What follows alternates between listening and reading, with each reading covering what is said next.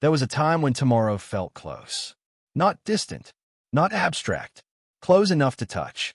People spoke about it the way one speaks about a place they are already preparing to move into. They described it with confidence, with certainty, with the calm assurance that comes from believing the path ahead is fixed. Tomorrow had shape. It had structure.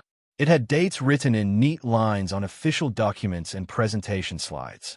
It was discussed in offices, classrooms, studios, and living rooms as if it were already waiting, patiently, just beyond the present moment.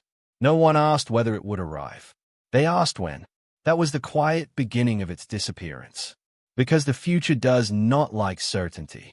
It is not something that responds well to being taken for granted.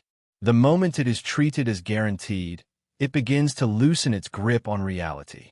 Not violently, not suddenly, but softly, like a thread slipping from a sleeve. At first, nothing seemed wrong. Plans were announced with confident voices.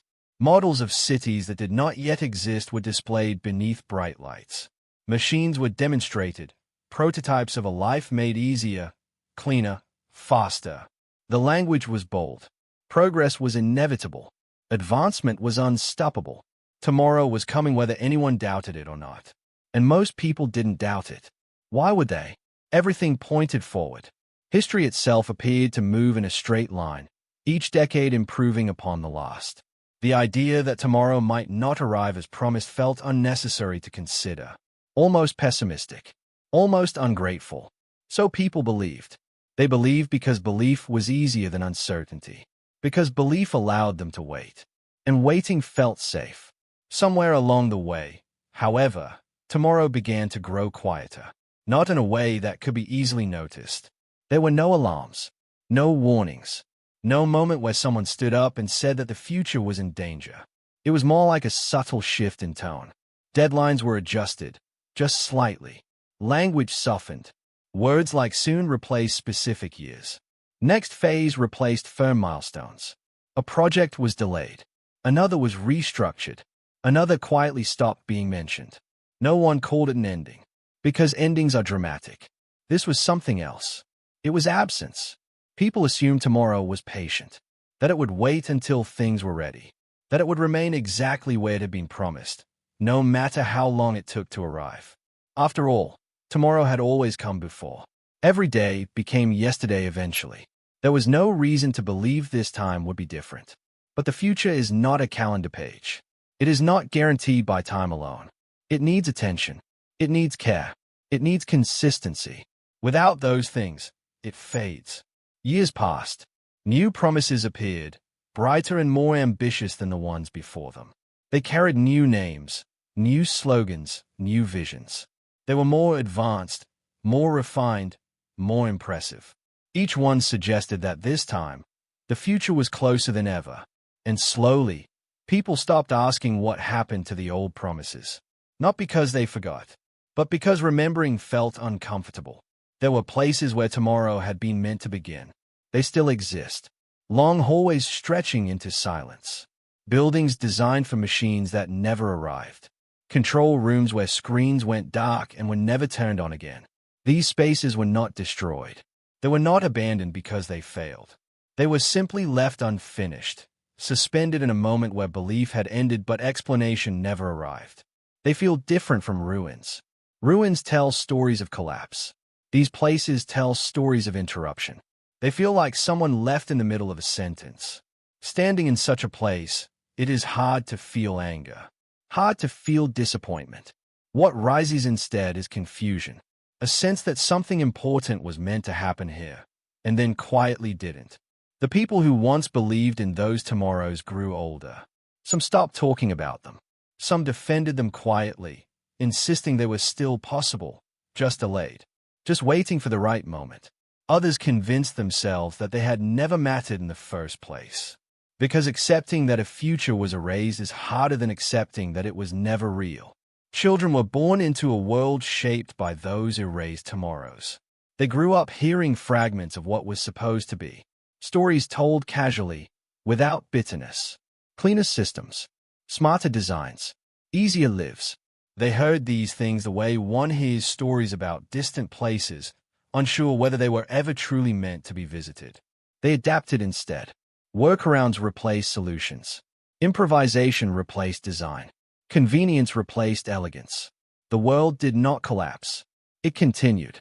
But it continued smaller than promised, narrower than imagined. And most people learned not to question it. Humans are remarkably good at adjusting expectations. When a future disappears, life does not stop. It reshapes itself around what remains. People stop waiting. They stop planning too far ahead. They focus on surviving the present rather than preparing for something better.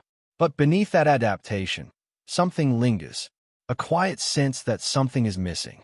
Not something that can be named easily. Not something that can be blamed on a single decision or moment. Just a feeling that the world became less than it could have been, not through disaster, but through neglect. The strange thing about erased tomorrows is that they never fully disappear. They linger in language. They appear in phrases like one day, eventually, soon. They echo in speeches and advertisements. They re-emerge in new visions that sound suspiciously familiar. The same ideas, repackaged. The same promises, rephrased. Because many futures are not new. They are recycled. The future learned something too. It learned to be cautious. To stop arriving all at once. To shrink itself into manageable pieces. Instead of revolutions, it offered updates. Instead of transformations, it offered improvements. The grand visions faded, replaced by gradual change that asked for less belief and offered fewer guarantees. Some call this maturity. Others call it loss. Both are true. Even now, somewhere, a new tomorrow is being announced. Someone is standing in front of a screen, explaining what life will look like, how it will work, how long it will take. The language is confident again. Careful, but confident. History does not repeat itself loudly. It repeats itself softly, through familiar patterns and comfortable assumptions. The difference between a future that arrives and one that is erased is not imagination. It is responsibility. The futures that survive are not the loudest or the most ambitious. They are the ones that are maintained long after they stop being exciting. The ones that are cared for when attention moves elsewhere. The ones that are treated not as destinations, but as obligations. The tomorrow that was erased was not destroyed. It was neglected, left unattended while focus shifted to something newer, something easier to believe in. And so it faded, not with collapse, not with failure, but with silence. That is the most dangerous way a future can dissipate, when no one notices it is gone. And now, here you are, listening, thinking about the tomorrows you were promised, the ones that felt certain, the ones that quietly slipped away, the ones you stopped waiting for without realizing when it happened. The future is still being written, not in announcements, not in speeches, not in promises, but in choices, in patience, in whether tomorrow is treated as guaranteed or earned. If this story stayed with you, if it made you think about the futures you were told to expect, if it made you wonder which tomorrows are quietly fading right now, then stay here. Subscribe for more stories about forgotten futures, erased visions, and the moments where history changed without anyone noticing. Because remembering the futures were lost is the only way to protect the ones still ahead. And as long as someone remembers them, not every tomorrow is truly erased.